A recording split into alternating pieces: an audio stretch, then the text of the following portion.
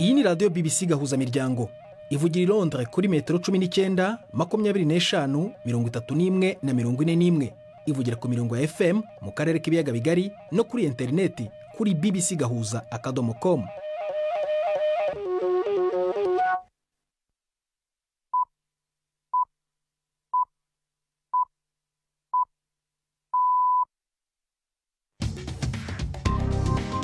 Ubu ni saa 10 n'igice ku isaha mpuzamahanga ya GMT, ni saa 12 n'igice ku masaha yo mu Rwanda no mu Burundi.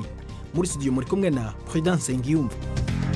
Wiriwe hoteza amatwi BBC gahuza miryango aho uri hose ku isi, kaze kuri radio kuri bbcgahuza.com, kuri Facebook live mu buryo bw'amashusho no ku mirongo migufi ya shortwave. Dore ingingo z'inyenzi z'amakuru turambora mu kanya kuri uyu wa kane tariki ya mbere z'ukwa kabiri. Abayobozi ba EU bemeye amasezerano y'inkunga igera kuri miliyari 54 z'amadolari y'Amerika yarangije impagarara zari zaratewe na Hongiriya yazibiye inkunga igenewe Ukraine. Mu Rwanda tariki ya mbere z'ukwa kabiri n'umunsi ngaruka mwaka wahariwe intwari z'igihugu. Turagaruka ku buzima bw'abanyeshuri bigaga mu ishuri ryisumbuye rya Nyange bishwe bazira kwanga kwitandukanya hashingiwe ku moko. Abarokotse ngo baribuka uko byagenze nk'ibyabaye ejo hashize. Ko binjiye badutuka bari bafite imbunda tuzibona amagrenade bati twe duheze mu mashyamba none murimo muranjwa ngo muriga. Nonaha turavuze ngo abatutsi muri kiriya gihande, abahutu muri kiriya gihande, bamwe iburyo abandi bumoso. Abategetsi b'ibihugu by'akarere ka Afurika y'Amajyepfo bazakora inama idasanzwe ejo kuwa gatanu ku mpungenge z'icyorezo cya kolera muri byinshi muri ibi bihugu. Hari n'ikinamico urunana nk'uko bisanzwe buri wa kane. Ibi biganiro biyobowe na Marike Niyonkuru.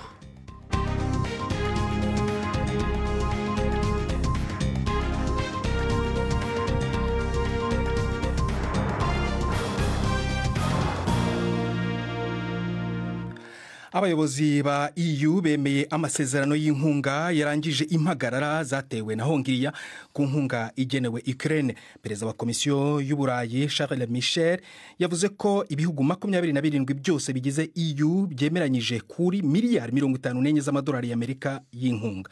Mu kwezi kwa 12 ko mwaka ushize Hongiriya yatoye yanga inkunga ivuga ko iyi ntambara ya Ukraine bitazwi uko izagenda. Perezida wa Ukraine Volodymyr Zelensky yakeje inkunga avuga ko izakomeza ubukungu bw'igihugu. Inkuru ya Sarah Rainsford muragezwaho na Florentine Kwizera. Perezida Volodymyr Zelensky yavyise ikimenyetso gikomeye cerekana ubumwe bw'abanyaburaya, ikimenyetso kandi ko Ukraine n'abasomambike bayo bashobora guhangana n'ikibazo icarico cose. Aha harimo gushima ndetse no kwiruhutsa, kuko mu gihe imfashanyo ya Leta Zunze Ubumwe za Amerika igifatiriwe, arushaho gukenera cyane iyo mfashanyo y'ibihugu vya Buraya. Intambara isaba uburyo bwinshi, iradimvye kandi Ukraine ntikeneye gusa uburyo bwo kuronka ibisasu vya misile n'imodokari za gisirikare ndetse n'amasasa asanzwe. Irakeneye n'amafaranga kugira ngo ubuzima bwa misi yose inyuma y'ahatonze urugamba nabwo nyene bushobore gukomeza. Irakeneye guhemba abafata imishahara n'agahembo kabageze mu zabukuru ndetse no gushusha amazu muri kino gihe c'imbeho. Abategetsi bashimangiye kuvuga yuko iyo atari imfashanyo ariko ari umutahe abanyaburaya bashoye mu kibazo c'umutekano mu gufasha Ukraine kubandanya kugwanya Uburusiya ngo ntibukomeze kudurumbanya isi.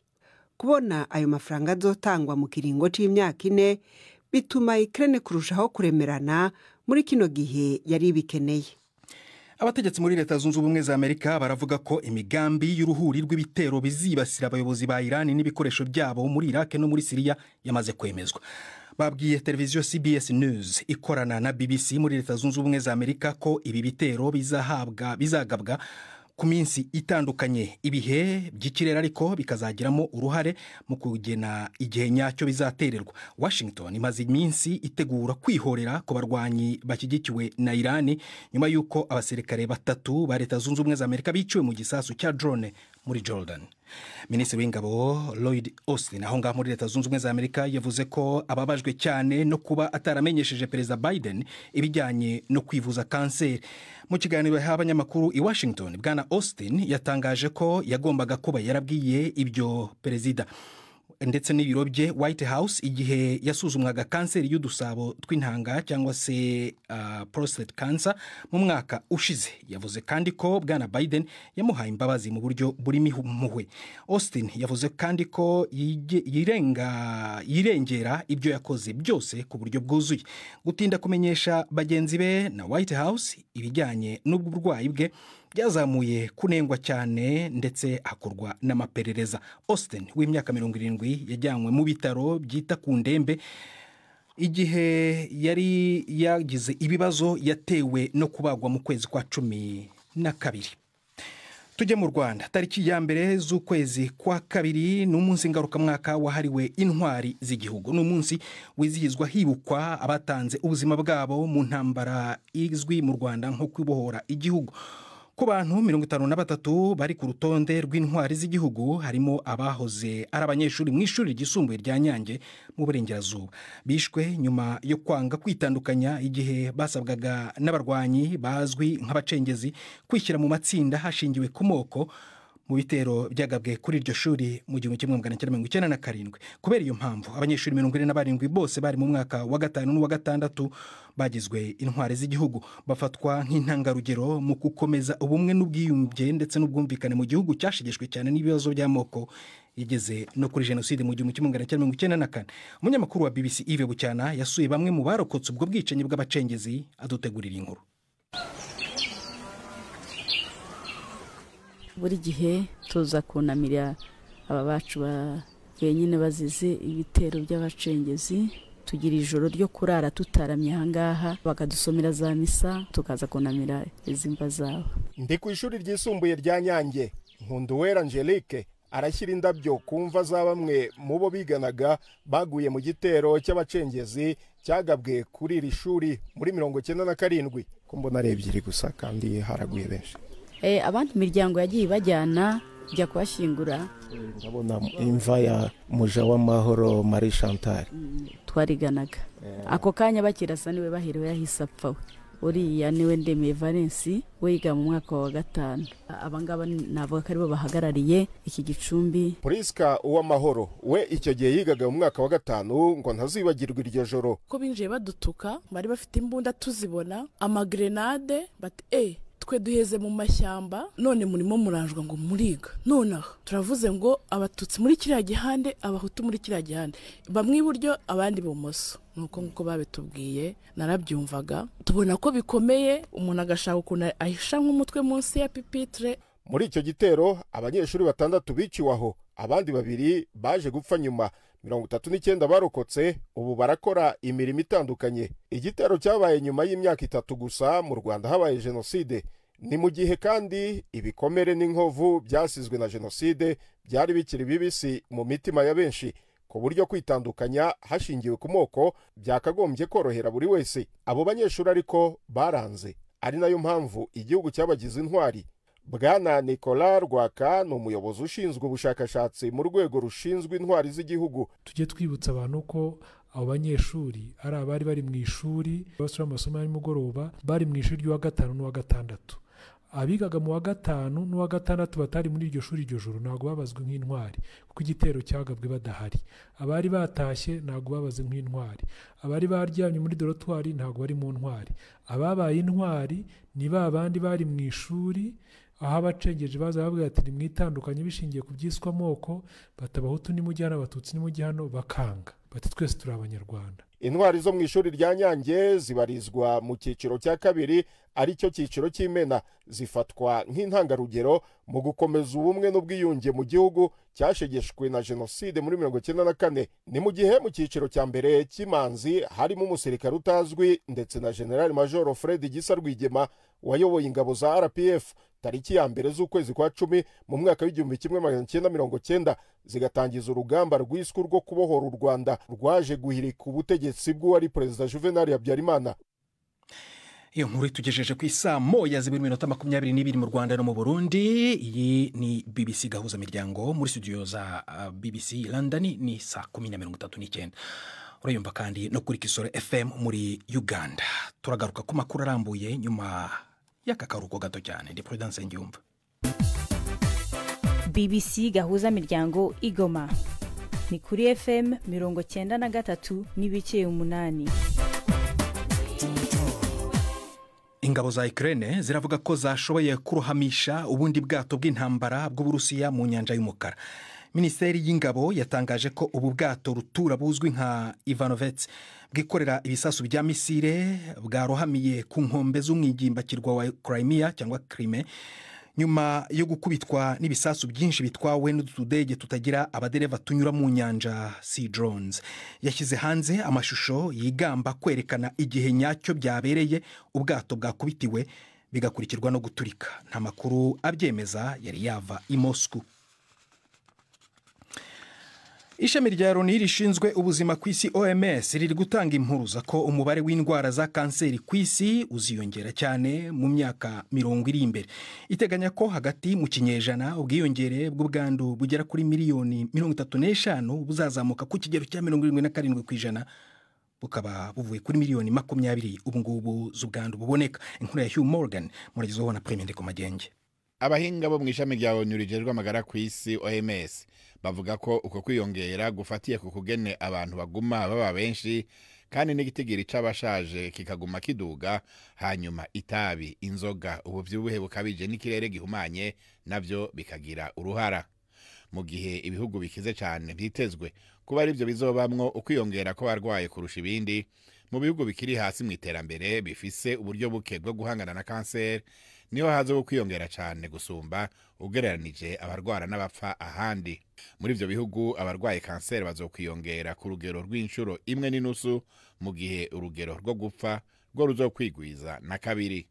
Urwego mpuzamakungu rwo gukora amatohoza kuri kanseri ruvuga yuko hafi umuntu umwe kuri 5 bishoboka ko azorwara kanseri mu buzima bwiwe, umwe mu bagabo 9 n'umwe mu bagore 12 ikamuhitana. Tukivuga ku bijyanye n'uburwayi rero, abategetsi b'ibihugu by'akarere ka Afurika y'Amajyepfo bazakora inama idasanzwe ejo kuwa gatanu ku mpungenge z'icyorezo cya kolera muri byinshi muri ibi bihugu. Kuva mu mpera z'umwaka ushize abantu babarirwa mu bihumbi muri aka karere banduye kolera, abandi magana barapfuye. Kolera indwara yandurira mu mazi ishobora kwica mu gihe kibarirwa mu masaha gusa itavuwe. Ibasira cyane imiryango idafite amazi asukuye n'ibikorwa remezo by'isuku. Inkuru ya Shinga Inyoka uri Harare muragezwaho na Yvette Kabatese. Inama y'abayobozi b'ibihugu bya Afurika y'Amajyepfo izabera ku ikoranabuhanga rya internet ejo kuwa gatanu, mu gihe ibihugu byinshi bihanganye n'ikiza cya kolera mu karere cyari kimaze imyaka kitagaragara mu buryo bukomeye nk'ubu. Abakuru b'ibihugu birimo Zimbabwe na Zambia bazibanda ku cyateye icyo cyorezo. Biteganijwe kandi ko bazaganira uburyo ibihugu bishobora gukorana kugira ngo bihangane na kolera no kubuza ko ikomeza gukwirakwira. Amashami y'umuryango w'abibumbye ONU amaze kubara abanduye barenga 200,000 barimo abapfuye 3,000 mu bihugu 13 bya Afurika kuva mu 2023 mu rwego rwo gutabariza abantu no gushira igitutu mu nzego z'ubuzima. Mu kwezi kwa mbere honyine handuye bagera ku 600, hapfa 355 mu bihugu 9. Amasendika y'abahinzi akomeye mu Bufaransa yasabye guhagarika imyigaragambyo yo gufunga imihanda imaze ibyumweru 2 mu gihugu. Ni nyuma yo guhabwa amasezerano y'inkunga n'ubundi bufasha buvuye kuri guverinoma y'Ubufaransa. Minisitiri w'Intebe Gabriel Attal yatangaje ingamba nshya zo kugerageza gucubya abahinzi batishimiye izamuka ry'ibiciro ndetse n'amategeko y'ubugenzuzi yo mu muryango w'ubumwe bw'ibihugu by'Uburayi EU. Bwana Attal yahakanye ko nta masezerano y'ubucuruzi azagiranwa n'ibihugu byo muri Amerika y'Epfo. Anavuga kandi ko hazaba igenzura ryiyongereye ku bisanzwe ku biribwa bituruka hanze y'Ubufaransa. Ibisobanutse ariko niba abahinzi bose bari mu myigaragambyo bazumvira aya mabwiriza yo kuvana ibimodoka bya tingatinga mu mihanda. Abahinzi babarirwa muri magana mu bihugu by'Uburayi bakomeje kwigaragambiriza hanze habera inama nkuru y'ibihugu bya EU i Buruseli, aho amatingatinga barirwa mu bihumbi yafunze imihanda migari. Ubu noneho ni umwanya w'ikinamico Urunana.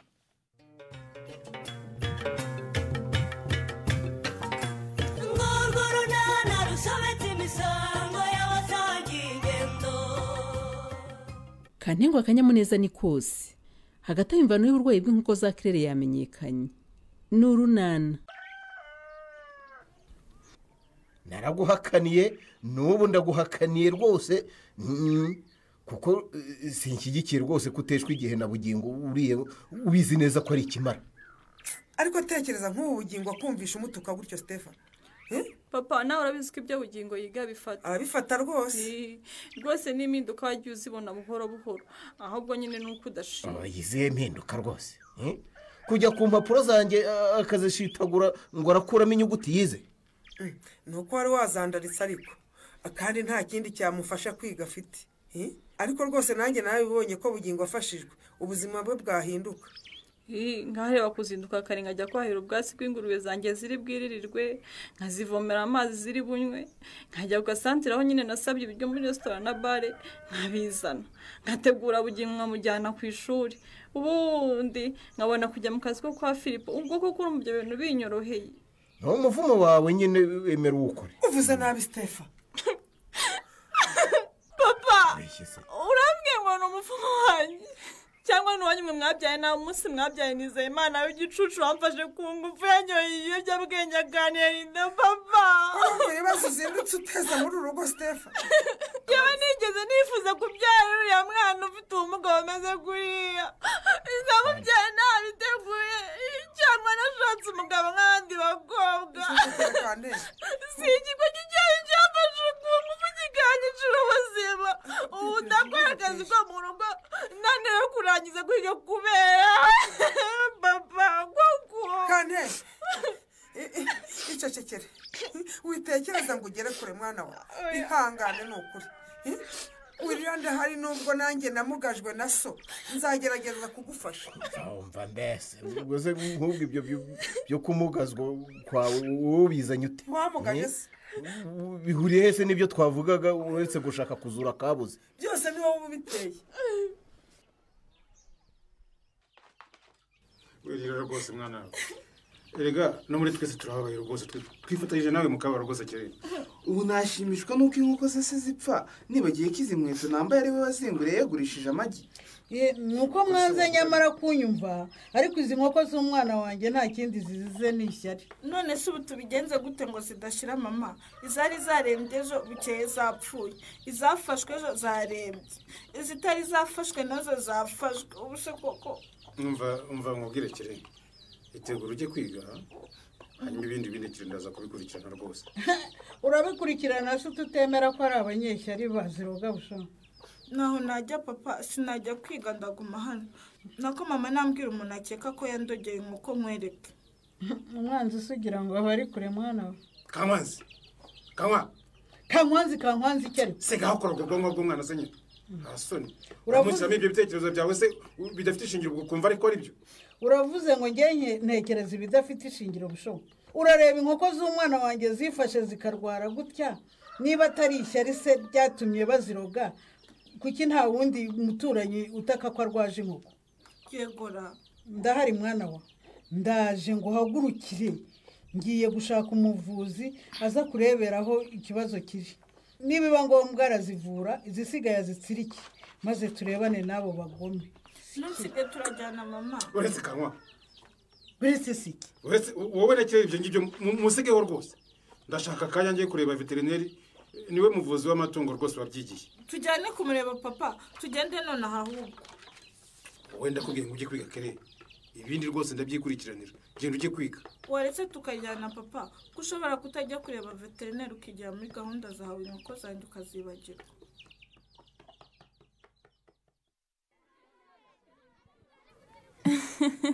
Use ngushimire koko tica. Ukuntu mbanye ibyishimo umwana wanjye agize nkumva ngiye kurira neza neza.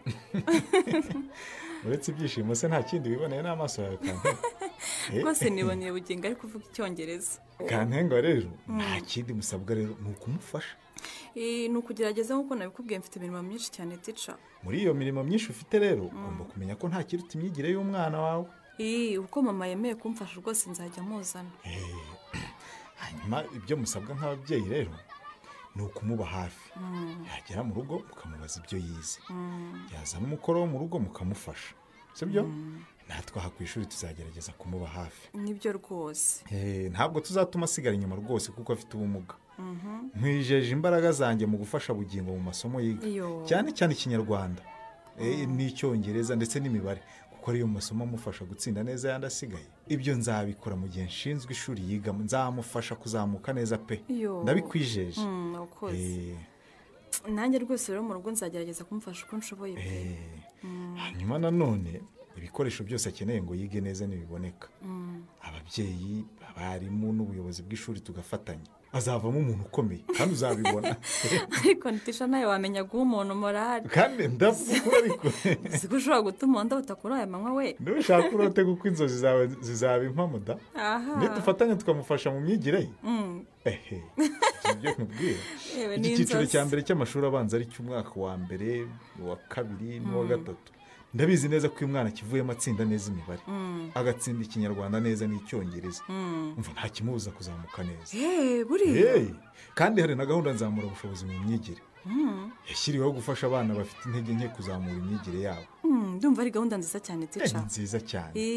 Kuko hari igihe umunyeshuri atsindwa isomo kuko aba atitaweho na mwarimu. Oya ntabwo isaba uruhare rwa mwarimu gusa kantera. N'umubyeyi asabwa kugira uruhare muri gahunda nzamura ubushobozi mu myigire. Uruhare rwanjye rwose murumbwiye rwose nzagerageza kurushyiraho tica. Ndarukubwira pe. Uruhare rwawe nk'umubyeyi rero ni ugufasha umwana mu myigire ye, umushakira ibikoresho by'ishuri byose akeneye kugira ngo yige, sibyo? Ukamufasha gukora umukoro wo mu rugo twamuhaye, ukamufasha gusubira mu masomo ye. Hanyuma nawe mubyeyi kugera hano nyine ukaganira na mwarimu we kugira ngo niba ari afite ikibazo ukimenye munafatanye kugikemura.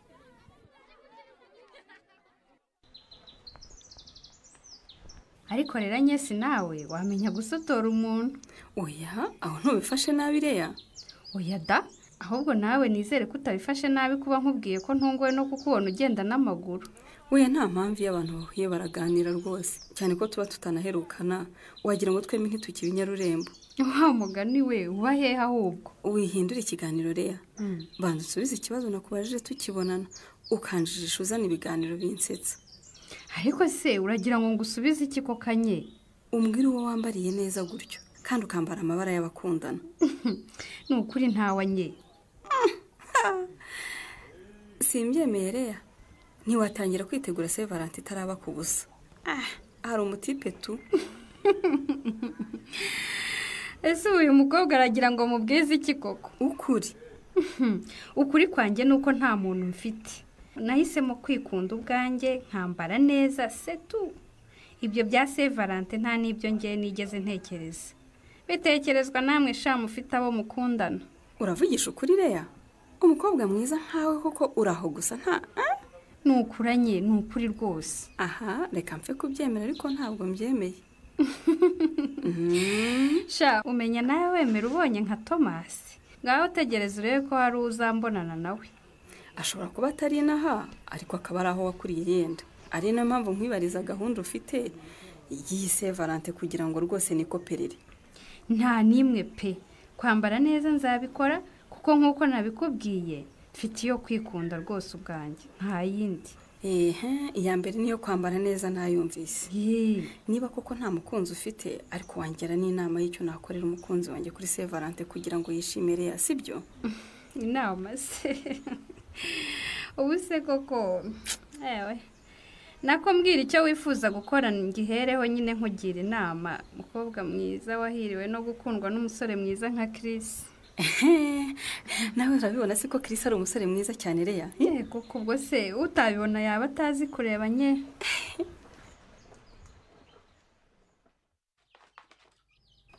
Ubundi sizi inkoko zose naha muzororeye busho? Nahangaha rwose naho ngaho. Ese twazororera hehe wa muntu we? Kwitarabutse ikagera mu baturanyi itagaruka. Ikibazo zageze n'umwanda n'ubucucike nta kindi. Mwanda? Ngo ikiye muko? Ni nyinshi kandi ahantu ziri ni hato. Ubutoya bwawe butuma mudahakora isuku neza. Nicyo nta kindi pe. Ese niko se veterineri? Karame. Iyo miti muzihaye hari ikizere ko iri buzivure? Izitararemba zirakira. Kandi namwe mugomba kugira icyo mukora mu maguru mashya. Yewe icyakorwa cyose kugira ngo koze umukobwa wanjye rwose zigira ubuzima bwiza nagikora pe. Ubwo rero wa mukobwa kwemeje yuko inkoko za kerere zarwajwe n'ubucucike n'umwanda urabyemera? Ntabyemera. Ariko bisho hari umunsi dusiba kuzikorera isuku. none se ntubona ko ari hato cyane koko kankwa ubundi iki kiraro mwubatse ntigikwiye kubamo inkoko zirenze 10. byihorera jyaho ubu ngubu mfunguye amaso kuko ubundi abantu bose boroye inkoko rwose mu buryo bwa kijyambere igihe narabibonye bazubakira ahantu zishobora rwose kwisanzura. Bakita ku isuku y'aho bororeye ibyo ziriraho n'ibyo zinyweraho amazi. Ariko mana yanjye aha ubu sinigendere busho ni ukuziha imiti ukurikije amabwiriza yanditse kuri iryo cupa kandi nyine isuku ikitabwaho munaziha amazi ahagije. Murakoze cyane veterineri. Yewe ndaje gato ngo twarire kuri moto tunyure kuri banki nshake amafaranga yo kukwishyura hanyuma mbone ko kugeza ku kazi kawe. Aha ubwo byari ngombwa ko umutwara kuri moto koko busho ateze igare se ntiryamugezayo. Ntuzi yuko hari abantu bamwe na bamwe ntakunda ko hari ifite. Kankwa niki ubusanzwe ngira moto yo ku kazi nitwaraho nuko bushombe yaramuruje ahita nza ntageze ku kazi kandi niwe yaraye. Koko wowe se umuntu w'umugore witwara kuri moto? Cyane rwose. Nize Kankwa igitangaje niki uretse moto imodoka nini zo abagore ntibazitwarara.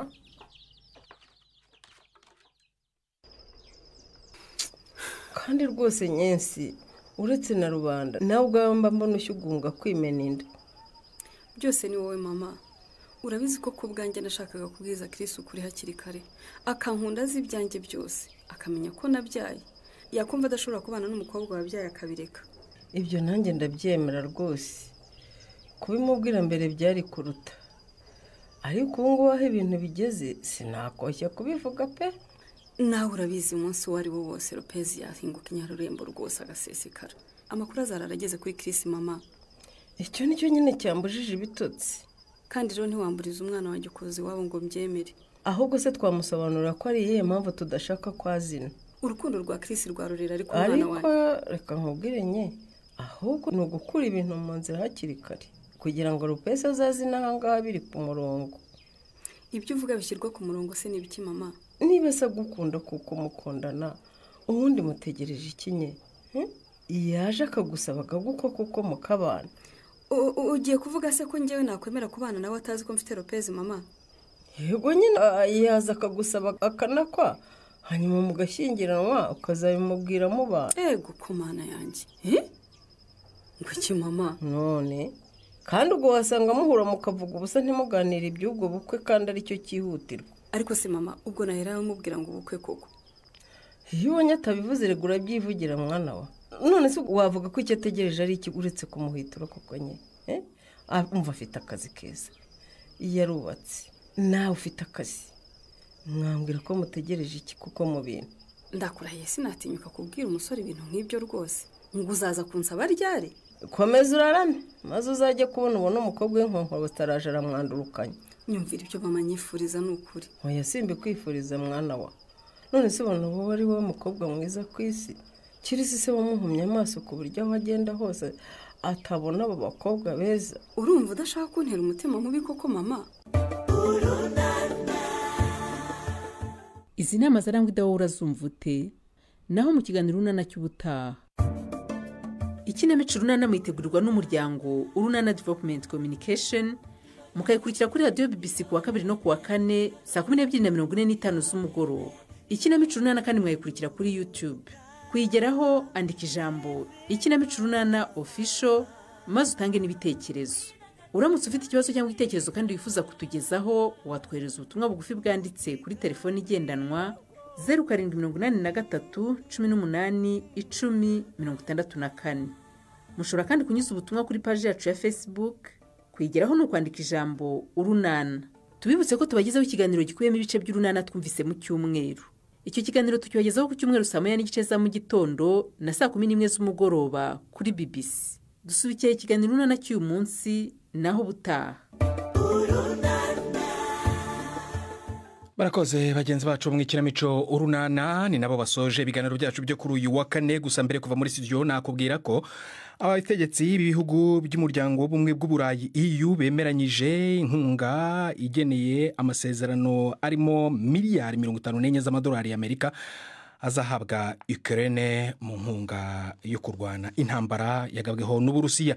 Naho mu Rwanda ukaba ari umunsi wo kwizihiza kwibuka intwari z'igihugu. Tukaba twagiye kumva ubuzima bw'abanyeshuri bahoze ari ab'Inyange bishwe bazira kwitandukanya hashingiwe ku moko. Ibi biganiro ushobora kongera kubisanga kuri bbc-gahuza.com cyangwa se ukajya kuri Facebook mu buryo bw'amashusho mwishakiro ukandika BBC Gahuza. Twafashijwe na Suzanne Lennon kugira ngo amajwi akugeraho ameze neza. Agenda Prudence Nyuba akoze gukurikira BBC Gahuza imiryango no gusangira umugoroba natwe uraraharyana.